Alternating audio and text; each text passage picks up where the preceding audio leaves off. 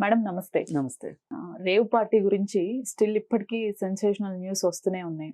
అసలు మోస్ట్ కన్‌ఫ్యూజన్‌గా హేమ గారి విషయం ఉంది. యాక్ట్రెస్ హేమ గారిది.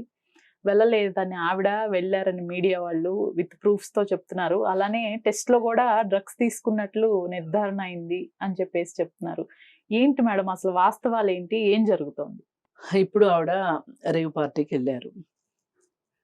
రేవ్ పార్టీకి అదేదో పేరంటానికెళ్ళినట్లు హ్మ్. కాదు రేవ్ పార్టీ అనేది. హ్మ్. దానికి కొన్ని నియమ నిబంధనలుంటాయి. హ్మ్. రేవ్ పార్టీ నిర్వహించే వాళ్ళకి నియమ నిబంధనలు ఉండవు గానీ, వెళ్ళే వాళ్ళకి చాలా నియమ నిబంధనలుంటాయి. ఎంట్రీ ఫీజు ఎవరికీ చెప్పకూడదు. ఈ విషయాలు బయట వీళ్ళు చెప్పకూడదు. పే చేయాలా మేడం వాళ్ళకి? ఆ! ఓకే. ఎంట్రీ ఫీజు 50,00,000 కొంతమంది అంటున్నారు. 2,00,000 కొంతమంది అంటున్నారు. మళ్ళీ హ్మ్. అక్కడికెళ్ళిన తర్వాత మాదక ద్రవ్యాలు అయన్నీ వేరే కొనుక్కోవాలంట. ఓకే. అక్కడ ఏం కొనుక్కున్నా వేరే డబ్బులే. హ్మ్. హ్మ్. అలా ఉంది పరిస్థితి. హ్మ్. మరి అంత పెద్ద పార్టీకి వెళ్ళగలగటం అంటే మామూలు విషయం గాదు. అది అందరూ ఎఫర్ట్ చేసే విషయం గాదు. మనం ఒక చిన్న ఎగ్జిబిషన్‌కెళ్ళాలి అంటే సామాన్య కుటుంబాల వాళ్ళే ఇద్దరు, ముగ్గురు పిల్లలుంటే వీళ్ళు అడిగే రేట్సు అక్కడ కొనిపెట్టమనే వాటిల గురించి, ఈట్లి గురించి మనం తలకిందులైపోతాము. అలాంటిది వీళ్ళు అక్కడికి రేవ్ పార్టీకెళ్ళి అంత హంగామా చేసి, అంత హడావుడి చేసి, మళ్ళీ పైగా వాళ్ళ బాధ ఏంటి అంటే ఇక్కడ నేనెళ్ళాను. నా ఆనందాన్ని పోలీసులు భగ్నం చేశారు. అదే ఆలోచిస్తారు తప్పితే, అసలు ఒక పర్మిషన్ లేని దానికి, చట్టబద్ధం కాని ప్రదేశానికి నేనెళ్ళాను. అందుకు నేను వాళ్ళు విధించే శిక్షకి నేను అర్హురాలిని, అర్హుడిని అనే ఉద్దేశంలో వాళ్ళు లేరు. అంటే వాళ్ళు ఎంత డినైల్ స్టేజ్‌లో ఉన్నారో చూడండి. హ్మ్. వాళ్ళు అక్కడికెళ్ళడం మాత్రమే వాళ్ళ ఉద్దేశం. అక్కడ ఎంటర్‌టైన్‌మెంట్ అవ్వటం, ఎంజాయ్ చేయటమే వాళ్ళ లక్ష్యం గానీ, దాని ద్వారా వచ్చే నష్టాలా, లేకపోతే ఇంకోటా, ఎదుర్కొనే ఇబ్బందులా అవి వాళ్ళకి అవసరం లే. వాళ్ళకి గావాల్సిందేంటి? మా దగ్గర డబ్బులున్నాయి. మేము అక్కడికెళ్ళాం. మేము ఎంజాయ్ చేస్తాం. మళ్ళీ పైగా పిల్లి పాలు తాగినట్టు, పాలు తాగుతూ ఎవరు నన్ను చూడలేదనుకున్నట్లు మళ్ళీ కవరింగ్‌లు. హ్మ్. అసలు ఈ హేమ విషయం ఇంత ట్రోలింగ్ జరగటానికి కారణం ఏంటి అంటే, ఆమె నేను అక్కడే ఉన్నాను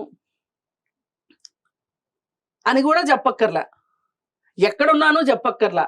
గప్‌చిప్‌గా ఊరుకున్నట్లయితే ఇంత గందరగోళము, ఇంత నాన్‌సెన్స్ జరిగేది కాదు. హ్మ్. తను అక్కడే ఉండి ఇప్పుడే ఒక ఫోన్ మాట్లాడుకొనొస్తాను అని జెప్పి ఫోన్ తీసుకొని పోలీసుల్ని ఏమార్చి, వచ్చి ఒక వీడియో జేసేసి, పెట్టేసేసి మళ్ళీ కామ్‌గా లోపలికెళ్ళేసరికి అప్పటికే పోలీసులు హేముంది అని జెప్పి ఒక న్యూస్ బయటికొచ్చింది. వచ్చినప్పుడు పోలీసులది తప్పా? హేమది రైటా? హేమది తప్పా? పోలీసులది ఒప్పా? అనే ఒక మీమాంస అయితే వస్తది గదా! అవును. అందుకని పోలీస్ డిపార్ట్‌మెంట్ వాళ్ళు మాకెందుకొచ్చింది తలకాయ నొప్పి అని జెప్పి ఆమె ఉన్నదిక్కడ. ఆమె పార్టీలో ఉన్నప్పుడు ఫోటో ఇది అని జెప్పి వాళ్ళు రిలీజ్ జేయాల్సిన పరిస్థితొచ్చింది. అంటే నిద్రపోతున్న గాడిదని లేపి తన్నించుకోవడం అంటే ఇదే. నాకు తెలిసినంతలో. అదయిపోయింది.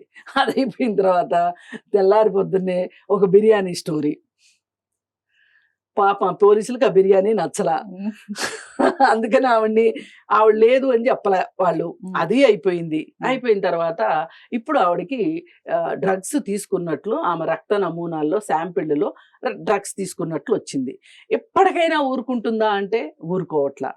నేను ఎవరో ఫోన్ చేశారు ఎవరో ఛానల్ వాళ్ళు. "ఏంటి మేడం" అంటే, "నేను 2 రోజుల్లో వస్తున్నా. వచ్చి ఒక్కొక్కళ్ళ సంగతి తేలుస్తా. అది జేస్తా, ఇది జేస్తా" అని చెప్పి రంకెలేస్తా ఉంది. అదయిపోతే ప్రెస్ మీట్ గూడా ఏదో పెట్టినట్టున్నారు మేడం? ఇంకా రాలా. ఓకే. ఇంకా అది రాలా. అక్కడి దాకా రాలా. ఓకే. సరే ఇప్పుడు ఆవిడకి తాజాగా షాకుల మీద షాకులనమాట. 27 తారీఖున రామ్మా వచ్చి విచారణకు హాజరు కా అని జెప్పి నోటీస్ గూడా పంపించారు. అవునా? ఆ! అయితే ఈమె అక్కడ ఎంట్రీ చేసుకున్నప్పుడు ఏం చేసిందంటే కృష్ణవేణి అని జెప్పి ఆవిడ ఎంట్రీ చేసుకుంది. Original name. Original name. Okay. కానీ నా పేరు లేదక్కడ అని ఈవిడ మాట్లాడుతుంటే మళ్ళీ అది గూడా వాళ్ళు వివరణ ఇచ్చారు. హ్మ్. అసలిప్పుడు వాళ్ళ పరిస్థితి ఎలా అయిపోయిందంటే, ఈవిడిస్తున్న టాస్క్‌లకి వాళ్ళు ఆన్సర్‌లు జెప్పే పరిస్థితికి పోలీసులను తీసుకొచ్చింది. అయితే సీన్ కట్ చేస్తే, ఓ పక్కన పోయినసారి ఎప్పుడో రాడిసన్ పబ్ దగ్గర గొడవలు జరిగినప్పుడు హేమ ఉంది అన్నప్పుడు, అక్కడ డ్రగ్స్ దొరికినియి అన్నప్పుడు అసలు ఆవిడ లేదు. ఎంత విరుచుకుపడింది మీడియా మీద, మీడియా నా మీద కక్ష కట్టింది అన్నది, అదన్నది ఇదన్నది, నానా హడావుడి హంగామా చేసింది. ఇప్పుడు అవన్నీ తవ్వకాల నుంచి బయటికి తీసి మీమ్స్ లాగా చేసి ఈ 3 రోజుల నుంచి ఆ హేమ మీమ్స్ తప్పితే వేరేది లేకుండా అయిపోయింది. అది అయిపోయింది. ఇంకో పక్కన ఈ తమన్నా సింహాద్రి, అలాగే కరాటే కళ్యాణి, వీళ్ళిద్దరు వచ్చేసేసి వాళ్ళ ఆనందాన్ని వాళ్ళు సెలబ్రేట్ చేసుకుంటున్నారు. అక్కడ వాళ్ళు ఒక విషయం గురించి మాట్లాడడం ఆపేసేసి హేమ మీద ఉన్న అక్కస్ని, ఆ కడుపులో ఉన్న బాధని వెళ్ళగొక్కుతున్నారు తప్పితే వేరే ఏమీ లేదు. మీరు అక్కడ మాట్లాడాల్సింది ఏంటి? హేమ కాదు, మీరు కాదు, నేను కాదు, ఎవరైనా రేవ్ పార్టీలకు వెళ్ళడం కరెక్ట్ కాదు అని మాట్లాడాలి. అంతేగాని మనకి హేమ మీద పర్సనల్గా కోపం ఉన్నంత మాత్రాన, లేదంటే ఇంకెవరైనా మనకి ఇష్టమైన మనుషులు ఉంటే వాళ్ళు రేవ్ పార్టీకి వెళ్ళడం కరెక్టా? మరి నీకు నీ పాత కక్షలకి ఈ విషయాన్ని ముడిపెట్టి మాట్లాడడం అనేది సమస్యని పక్కదోవ పట్టిస్తున్నట్లుంది. నీ కక్షా కార్పణ్యం కనిపిస్తుంది తప్పితే వేరే ఏమీ కనిపించట్లా. ఇప్పుడు అప్పుడు బిగ్ బాస్ 3rd సీజన్కి వెళ్ళింది హేమ. అప్పుడు ఈమె కూడా వెళ్ళాలనుకున్నది కరాటే కళ్యాణి. కాకపోతే ఆమె బ్యాడ్ లక్ ఏంటంటే అసలు ఆమెకి అక్కడికి వెళ్ళే అవకాశం రావట్లేదు, అది వేరే విషయం. ఈ తమన్నా సింహాద్రి కూడా వెళ్ళింది. ఇద్దరు బహుశా ఒకే బ్యాచ్ మేట్స్ అనుకుంటా అక్కడ బిగ్ బాస్ హౌస్ లో. తమన్నా సింహాద్రి అని ట్రాన్స్జెండర్ ఉన్నారు. ఏది ఏమైనా ఆమె కూడా చాలా ఎక్కువ హేమ గురించి మాట్లాడుతున్నారు. ఇప్పుడు సందర్భం దొరికింది, అవకాశం దొరికింది కదా అని చెప్పి, ఇప్పుడు అవకాశం దొరికితే పులి మీద కూడా స్వారీ చేద్దామని ఉంటది ఎవరికైనా, అదే జరుగుతుంది ఇప్పుడు. ఏది ఏమైనప్పటికీ మనం ఇక్కడ చాలా పకడ్బందీగా ఆలోచించాల్సిన విషయం ఏంటంటే, అసలు రేవ్ పార్టీలో ఇంతమంది ఉన్నప్పుడు అందరూ హేమ గురించి ఎందుకు మాట్లాడుకుంటున్నారు? ఇది ఎంతవరకు కరెక్టు? అంటే హేమ పార్టీకి వెళ్ళడాన్ని మనం సమర్థిస్తున్నామని కాదు, కానీ ఇప్పుడు ఈ విధంగా మీమ్స్ చేసి, ఈ విధంగా మాట్లాడి, ఒక్కొక్కళ్ళు బయటకు వచ్చి మాట్లాడి ఇదంతా చేస్తున్న వాళ్ళందరూ కూడా ఆ 71 మంది గురించి కూడా మాట్లాడాలి.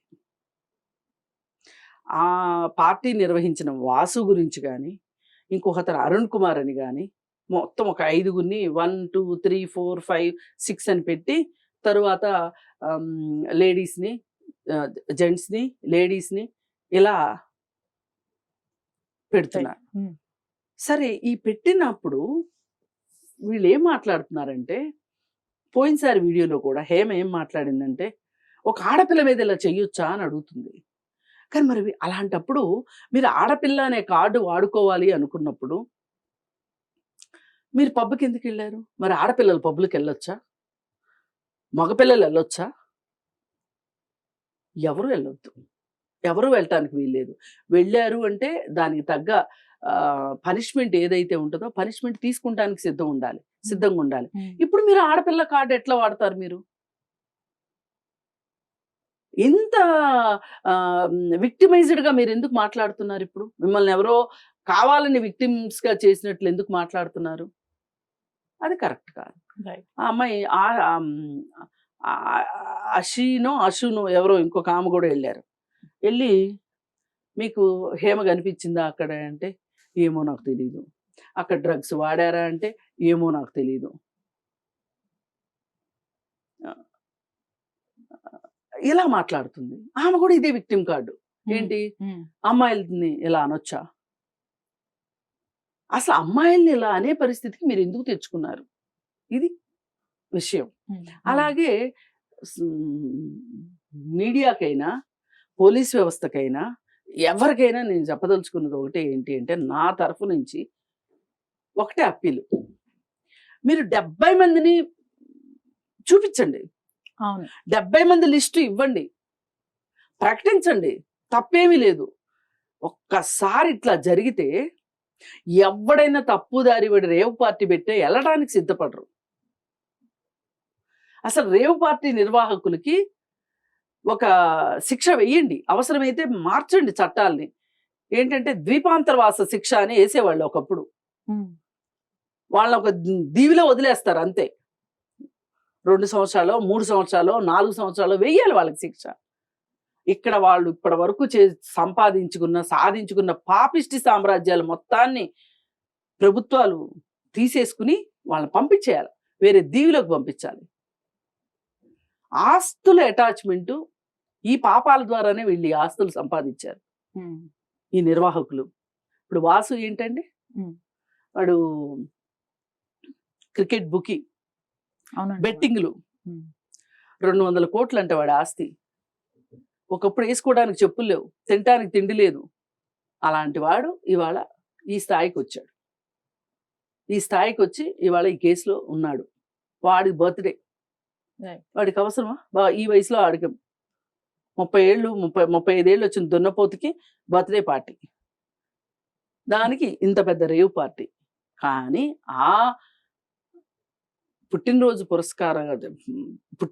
పురస్కరించుకుని పార్టీ చేసుకున్నారు. కానీ ఈ పార్టీ వెనకమాల వాడి ఉద్దేశం ఏంటి అంటే, ఒక పక్కన IPL జరుగుతుంది, దానికి వాళ్ళందరినీ ఆకర్షించడం ఒకటి లక్ష్యం అయితే, మాదక ద్రవ్యాలు పలానా చోట దొరుకుతాయి అనే అడ్రస్ చెప్పడం కోసం ఒకటైతే, ఇలా విచ్చలవిడిగా 30 మంది యువతులను తీసుకుని వచ్చారు. వాళ్ళు నిజమైన బాధితులు. నిజానికి వాళ్ళు అక్కడికి వచ్చి గుడ్డలు ఇప్పుకొని డాన్సులు వేయాలి అంటే వాళ్ళకి ఎంత డబ్బులు ఇస్తే మట్టుకు, అసలు మీ నీచమైన కోరికలకి వాళ్ళని బలి చేయడమే కదా. ఇప్పుడు నీకు 50 లక్షలు కట్టగలిగే పాపిష్టి డబ్బు ఉంది కాబట్టి నీకు అక్కడ ఎంట్రీ దొరికింది, నీకు సర్వ సౌఖ్యాలు అనుభవిద్దాం అనుకుంటున్నావు. ఇది ఎంతవరకు కరెక్టు అనేది కూడా ఆలోచించాలి. ఈ రేవు పార్టీలే జరగొద్దు అనుకుంటే గనక అవసరమైతే చట్టాల్లో మార్పులు చేసి ఒక్క చురక వెయ్యాల్సిందే, వీళ్ళకి వాతలు పెట్టాల్సిందే.